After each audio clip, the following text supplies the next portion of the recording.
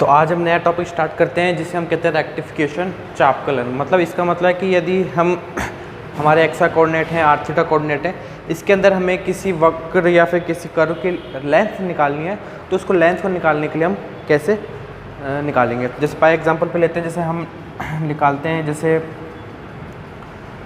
जो सर्किल दिया हुआ है हमें X square plus Y square equal to A square, इसकी लेंथ, इसकी रेडियस ए है। तो यदि हमें इस कर्व, इस सर्किल की लेंथ निकालने को कहा जाए तो हम किस प्रकार वो लेंथ निकालते हैं। तो उस लेंथ को निकालने के लिए हम जो मेथड या फॉर्मूले का यूज़ करेंगे उसको हम ये हमारे सारे फॉर्मूले हैं, उनका यूज़ करके हम निकालेंगे। तो अलग अलग कोऑर्डिनेट सिस्टम में अलग अलग फॉर्मूले हैं जिनको हम यूज़ कर सकते हैं। तो अब मैं यहाँ बताता हूँ कि जो हमारा एस है वो लेंथ ऑफ द कर्व है, और एक्स वाई जहाँ पे दिए हुए हैं सारे, ये एक्स वाई कोऑर्डिनेट के अंदर है, कार्टेशियन कोऑर्डिनेट्स के अंदर, ये हमारा आर थीटा कोऑर्डिनेट्स में, ये हमारा जो प्राचलिक समीकरण होता है उस रूप में दिया हुआ है जहाँ पे एक्स और वाई दोनों टी पे निर्भर है, और ये हमारा पैडल इक्वेशन है। तो अगर हमारी इक्वेशन अलग अलग टाइप से दी हो तो उसके हिसाब से अलग अलग हमको लेंथ निकाल सकते हैं हम। तो अब हम बारी बारी से एग्जांपल दिखेंगे कि वेरियस एग्जांपल में हमें एक्स वाई कोऑर्डिनेट में दिया हुआ है, आर थीटा कोऑर्डिनेट में दिया हुआ है, तो हम किस प्रकार से किसी कर्व की लेंथ निकालेंगे।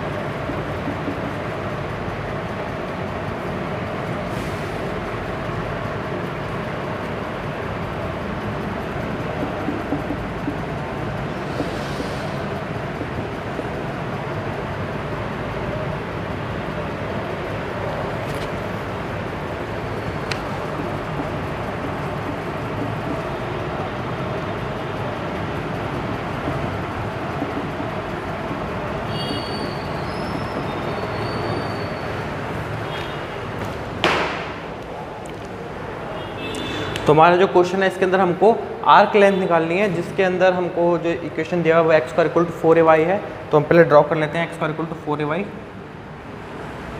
तो हमारा x square equal to 4ay जो इक्वेशन होगा वो हमारा इस प्रकार से होगा, ठीक है। एक पैराबोला का इक्वेशन है, और यहाँ पे जो लेंथ हमको निकालनी है उसके वर्टेक्स है, वर्टेक्स हमारा ये हो गया जिसके कोऑर्डिनेट है 0 0।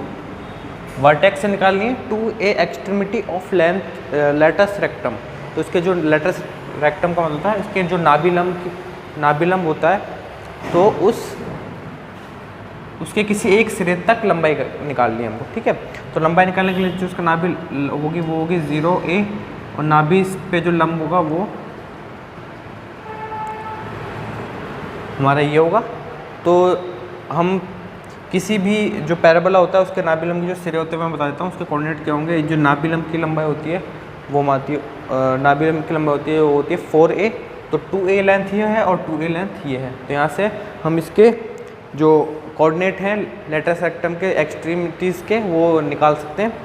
तो यहाँ से जो इसके जो कोऑर्डिनेट हो जाएंगे, क्योंकि हमको पता है कि ये जो लेंथ है टोटल ये होती है 4a, तो 2a यहाँ हो जाएगा, 2a, a, इस पॉइंट के कोऑर्डिनेट और इस पॉइंट को हो जाएंगे -2a, a। तो हमको लेंथ निकालनी कहाँ से कहाँ तक, या तो यहाँ से ये लेंथ, जो हमको ये लेंथ है ये लेंथ निकालनी है हमको, इसको हम s नाम दे देते हैं, ठीक है। तो हमने अभी देखा था कि अभी हमने जो दो इक्वेशंस देखी थी, तो उसके अंदर लेंथ निकालने के लिए हमको दोनों फॉर्मूले हैं उनका यूज़ कर सकते हैं। तो यहाँ से हम जो फॉर्मूला है वो हम यूज़ करेंगे।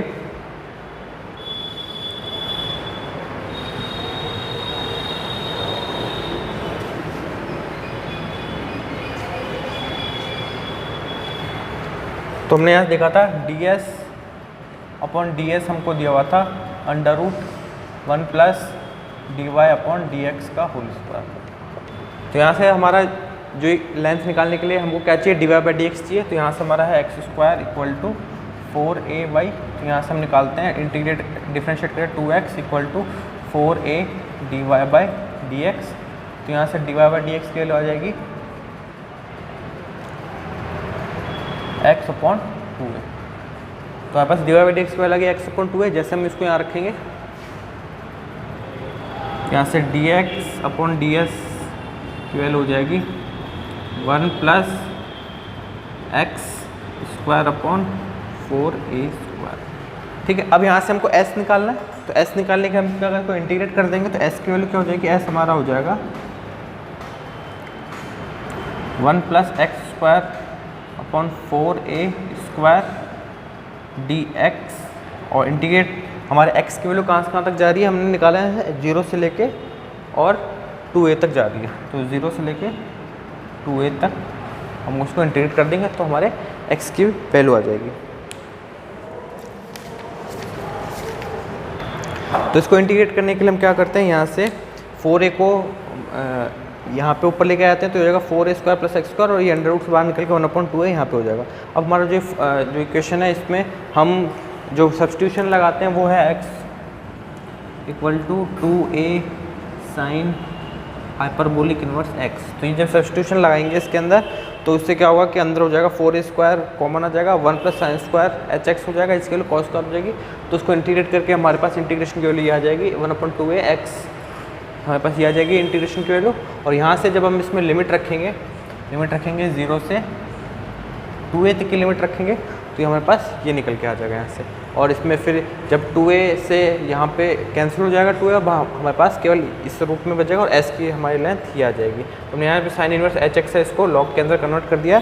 तो हमारी जो यहाँ पे लेंथ निकल के आ गई है हमारी यहाँ से यहाँ तक की। तो हमको यदि टोटल लेंथ पूछ जाए कि इस पॉइंट से इस पॉइंट तक की लेंथ निकालनी, तो हम इसको क्या करेंगे 2 से मल्टीप्लाई कर देंगे तो हमारे पास यहाँ से लेंथ आ जाएगी।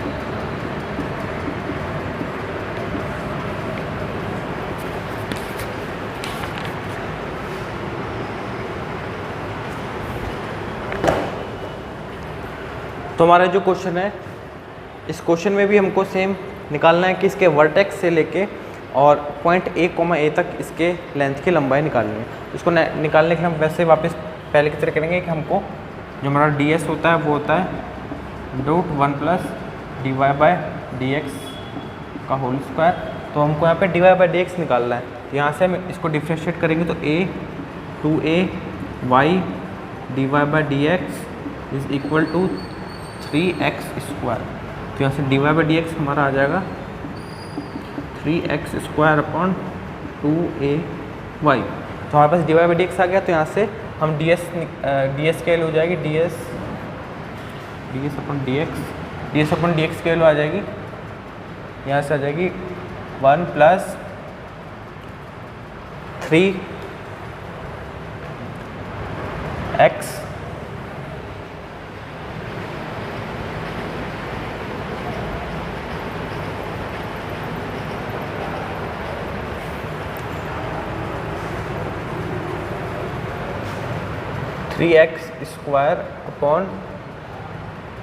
/2ay इसका होल स्क्वायर। ठीक है, हमारे पास ऐसे dx की वैल्यू हमारे पास यहाँ से आ जाएगी। अब यहाँ से हम देख सकते हैं कि यहाँ से हम इसको ऐसे लिख सकते हैं एक्स क्यूब अपॉन ए वाई स्क्वायर, इसकी वैल्यू 1। यहाँ से इसको ऐसे लिख सकते हैं। और इसी के साथ इसको हम ऐसे भी लिख सकते हैं कि x square upon 2a x square upon जो ए वाई स्क्वायर को लिखते हैं ए वाई इंटू वाई और इसको एक्स क्यूब, इसकी वैल्यू भी 1 है। मतलब यहाँ पे एक्स को हमने लिख दिया एक्स स्क्वायर इंटू एक्स और नीचे ए वाई स्क्वायर को लिख दिया ए वाई इंटू ए वाई। अब हम यदि इसको यहाँ से कंपेयर करते हैं तो यहाँ से जो ये लिखा हुआ है एक्स स्क्वायर अपॉन ए वाई और यहाँ पे भी एक्स स्क्वायर अपॉन ए वाई लिखा हुआ है। तो यहाँ से एक्स स्क्वायर अपॉन ए वाई की वैल्यू हो जाएगी, एक्स स्क्वायर अपॉन ए वाई की वैल्यू हो जाएगी वाई अपॉन एक्स। तो एक्स स्क्वायर अपॉन ए वाई है, इसको हम लिख सकते हैं वाई अपॉन एक्स। तो यहाँ से आ जाएगा D S upon D X, इसकी वैल्यू आ जाएगी यहाँ से 1 + 3/2 वाई अपॉन एक्स, इसका होल स्क्वायर।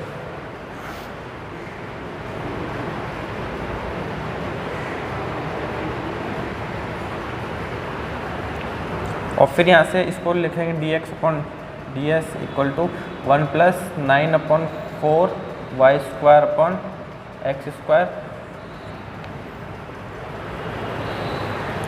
ठीक है। और यहाँ से हम फिर से देखते हैं, यदि इसको इस प्रकार से लिख दें हम एक्स अपॉन ए और इसको लिख दें X square upon Y square equal to 1 और यहाँ से Y square upon X square, इसकी हो जाएगी एक्स अपॉन ए।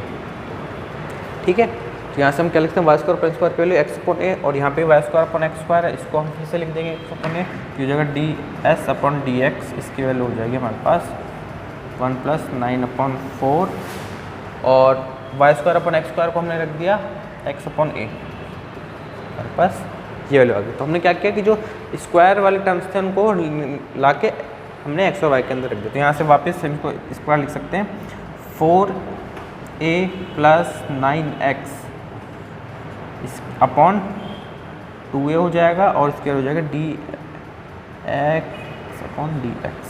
यहाँ से हम इंटीग्रेट करके यहाँ से इंटीग्रेट करके s निकाल सकते हैं हम, s की वैल्यू आ जाएगी 1/2a और हमको 0 से a तक इंटीग्रेट करना है और ये हो जाएगा 4a + 9x into D x, हमारे पास ये वैल्यू। अब s को इंटीग्रेट कर सकते हैं, तो यहाँ से s का मान आ जाएगा, यहाँ पे √x का जो इंटीग्रेशन हो जाएगा वो हो जाएगा 1/2a और यहाँ पे जब हम मान रखेंगे तो ये √x का, तो x की पावर इसको लिख सकते हैं इस पूरे की पावर 1/2 और इसका हो जाएगा 4a + 9x की पावर 3/2 अपॉन 3/2 और लिमिट 0 से b तक जाएगी। तो यहाँ से अब फिर a रखेंगे इसमें, तो ये हो जाएगा हमारा 1/2a 4a + 9a 13a और यहाँ पे ये 3/2 बाहर है ही और तो 13a हो जाएगा जब हम इसमें 13a की पावर 3/2 माइनस जब 0 रखेंगे तो यहाँ पे 4a की पावर 3/2। तो यहाँ से हमारा ये आ जाएगा। तो यहाँ से फाइनल s की वैल्यू आ जाएगी 1/6a और 13a की पावर 3/2 और इसकी पावर 13a की पावर 3/2। तो यहाँ से हमारे टोटल जो लेंथ है उसकी, जो आर्क है उसकी लेंथ निकल के आ जाएगी।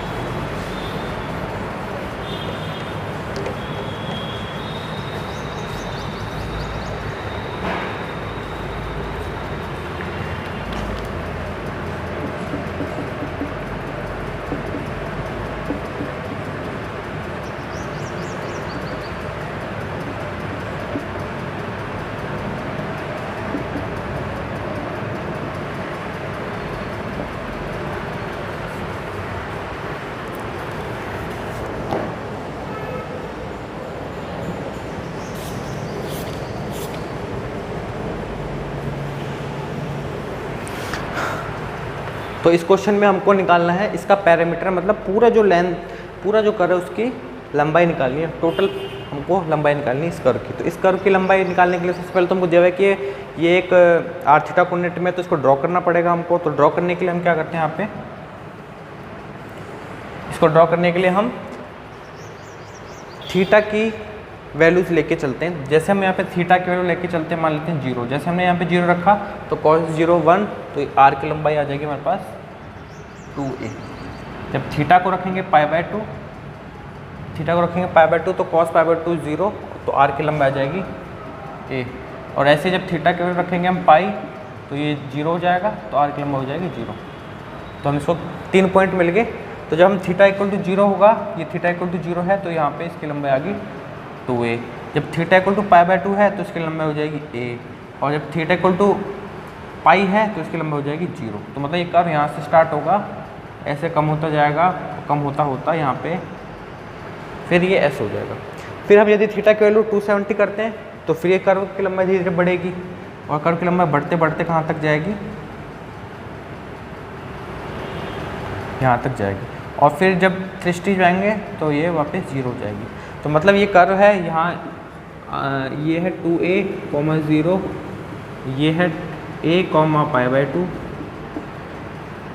और ये है 0, पाई, ये है a, -π/2। तो हमको 4, 1, 2, 3 और 4 पॉइंट से हमने ये कर्व ड्रॉ कर दिया है। तो इस ड्रॉ कर्व की हमको टोटल लंबाई निकालनी है, मतलब हमको यहाँ से लेके यहाँ तक, फिर यहाँ से लेके यहाँ तक इसकी लंबाई निकालनी है। ठीक है, तो इसकी लंबाई निकालने के लिए हम वापस क्या करते हैं कि क्योंकि हमको पता है कि जो कर्व है यहाँ एक्स एक्सिस के अबाउट सिमेट्रिक है, तो हम क्या करेंगे, इसकी हाफ लंबाई निकाल लेंगे और उसको फिर 2 से मल्टीप्लाई कर देंगे। तो पोलर कोऑर्डिनेट्स में हमने देखा था कि जो ds/d होता है वो होता है r² + dr/d का होल स्क्वायर होता है। तो यहाँ से हमको dr/d निकालना पड़ेगा। तो यहाँ से जो r हमको दिया हुआ है तो dr/d निकालते हैं यहाँ से हो जाएगा a, और 1 का डिफरेंशिएशन 0, cos थीटा का होगा -sin थीटा, तो ये होगा, और तो dr/d का स्क्वायर निकालेंगे तो ये हो जाएगा a² sin² थीटा। तो अंदर जब इसकी वैल्यू रखेंगे तो यहाँ से हो जाएगा ds/d इक्वल टू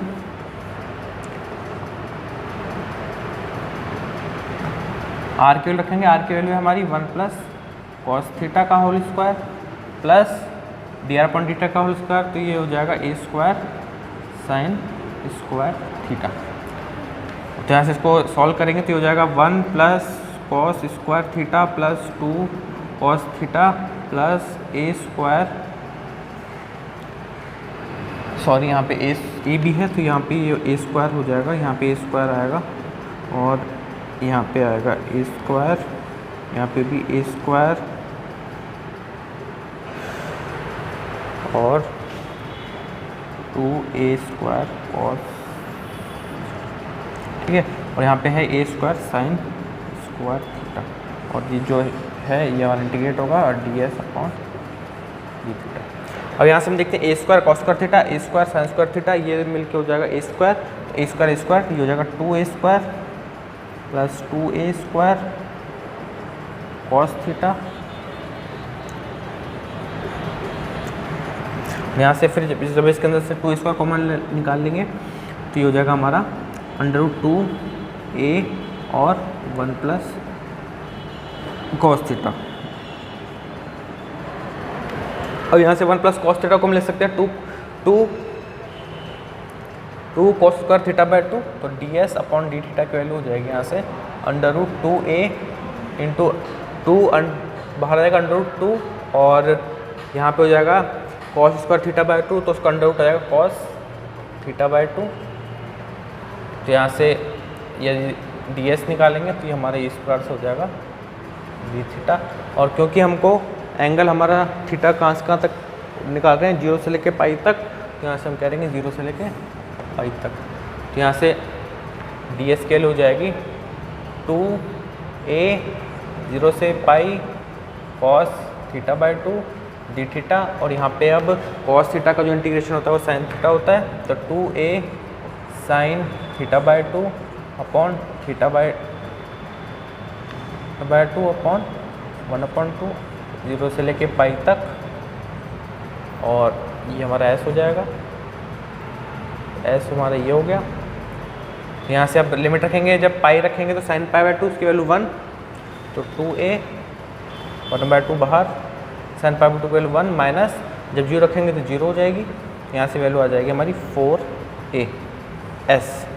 तो ये जो s अभी हमने निकाली है ये है 0 से लेके पाई तक, यहाँ से लेके यहाँ तक निकालिए। अब टोटल पेरीमीटर निकालनी है तो हम इसको 2 से मल्टीप्लाई कर देंगे तो टोटल लेंथ आ जाएगी, 2 टाइम्स 4a मतलब 8a, तो हमारे पास टोटल लेंथ इसकी 8a आ जाएगी। और इसके साथ साथ हम यहाँ पे यदि हम देखते हैं कि